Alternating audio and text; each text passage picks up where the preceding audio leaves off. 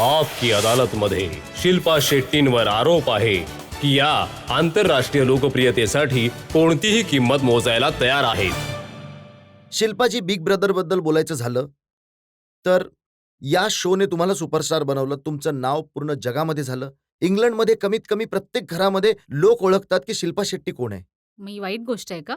पण हे खरं आहे की याची खूप मोठी किंमत मोजावी लागली. त्या शो मध्ये तुम्हाला वारंवार अपमानित व्हावं लागलं, रडावं लागलं. जे 2-3 शॉट्स दाखवले गेले माझ्या रडण्याचे, ऑब्व्हियसली त्यावेळेस जी मोठी आर्ग्युमेंट झाली होती जेडच्या सोबत, गॉड ब्लेस हर सोल. पण त्याच्याशिवाय सुद्धा खूप अशा गोष्टी होत्या. खूप सारे चांगले क्षण होते. ॲज युजुअल मीडियावाले अशाच गोष्टी हायलाइट करतात ज्यांना जास्त टी-आर-पी रेटिंग मिळतील. आणि तो एक असा मुद्दा होता जो की अचानकपणे इंटरनॅशनली चर्चेमध्ये आला होता. बघा, त्यावेळेची जी हेडलाईन होती पेपरमध्ये ती मी तुम्हाला सांगतो. हां. शिल्पाच्या मुद्द्यावरून दिल्लीपासून लंडनपर्यंत गदारोळ. शिल्पाच्या मुद्द्यावरून हंगामा. ब्रिटनच्या संसदेमध्ये उमटल्या प्रतिक्रिया. एका पेपरमध्ये छापलं होतं, भारताला वाईट वाटलं, शिल्पाचा अपमान झाला. वाह!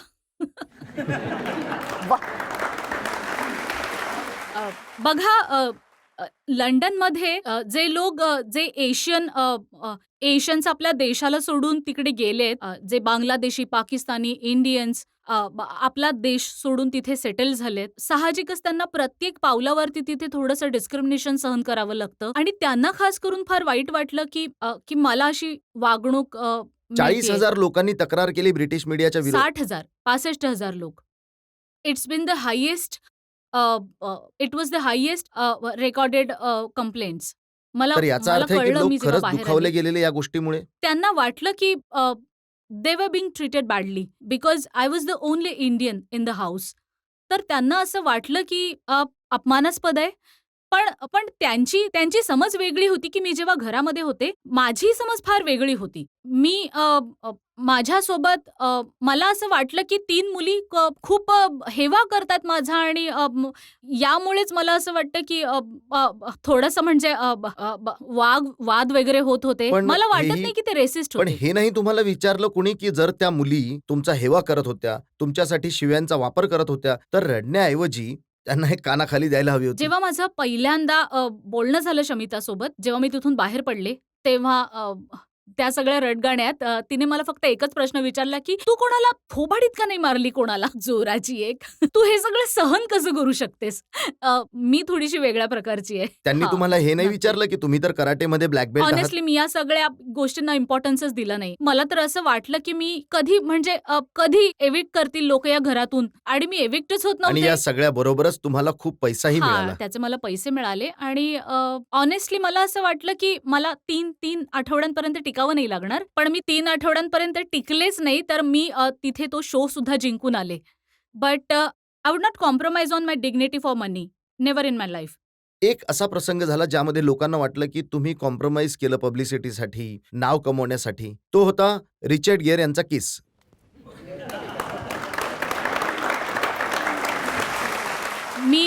मला सांगा, किस मला रिचर्ड्सने केलं? हां. मला तर माहीत पण नव्हतं की ते मला किस करणार आहेत.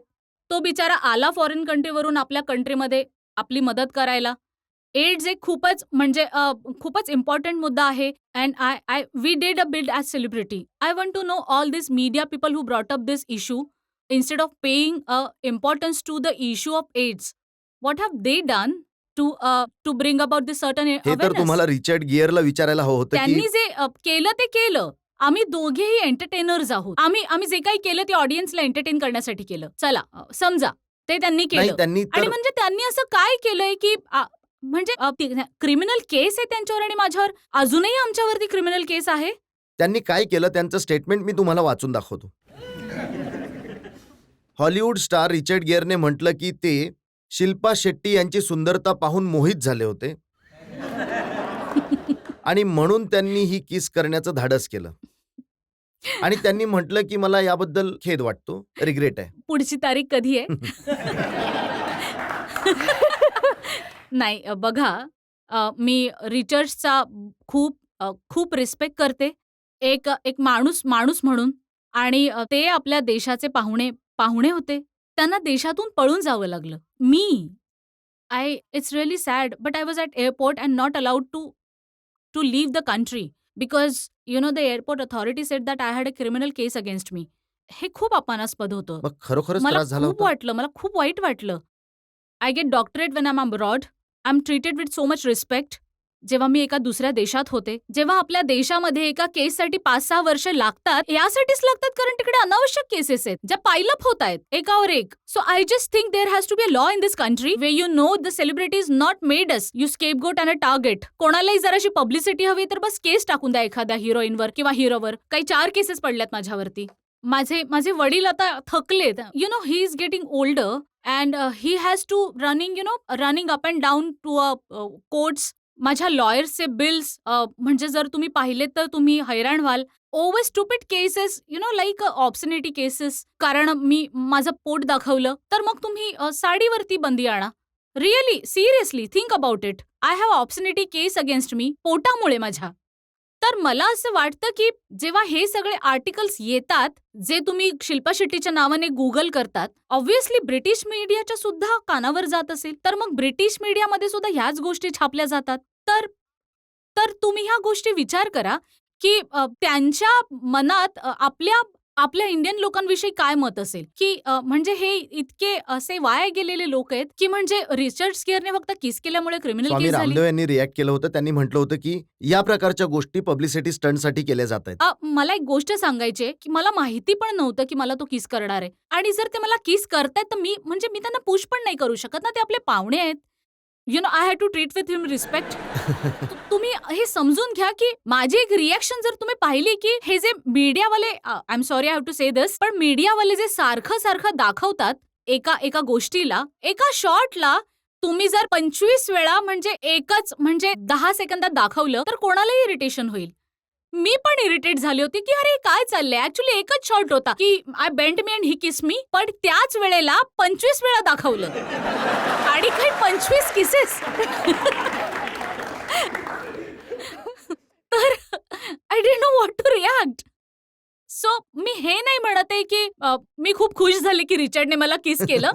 पण मला हे सांगायचंय की माझी चूक काय होती यात की म्हणजे मला पण केस टाकली गेली आणि म्हणजे मला पण खूप त्रासातून जावं लागलं या सगळ्यामुळे. इथे जे लोक बसले त्यांना विचारू की किती लोकांना असं वाटतं की यामध्ये शिल्पाची चूक होती.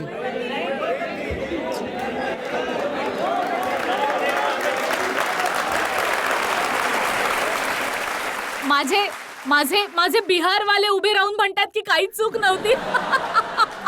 मी तर शिल्पा आणखी एक गाणं तुमच्यासाठी करणार.